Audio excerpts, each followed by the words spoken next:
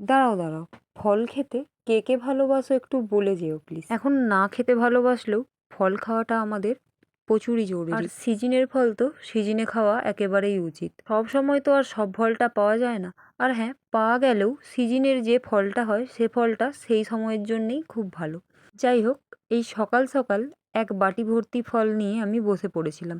তবে সবগুলো আমি খাবো না, এ থেকে কিছুটা আমি খেয়ে আমার মায়ের জন্য রেখে দিয়েছিলাম। জাম খেতে আমার ভালোই লাগে, তবে আজকের জামগুলো তো আরোই সুন্দর। অনেক সময় আমার বাবা এনেছিল জাম, ছোট ছোট নয় বড়ই, কিন্তু তাও কষা। তবে এই জামগুলো খুবই মিষ্টি, তাই খেতেও খুব ভালো লাগছিল। আর যদি এই জাম কষা হয়, জিভ তো পুরো একেবারে মোটা হয়ে যায়। তবে এই জামে কিছুই হয়নি, জামটা খুবই ভালো ছিল। আর জাম খাওয়ার পর জিভটাও পুরো লাল হয়ে যাচ্ছিল। তাই যারা যারা জাম খাও না তারা এখন অবশ্যই খেয়ে নিও, কারণ এরপর হয়তো আর জাম পাবে না, কারণ এটাই জামের সিজন।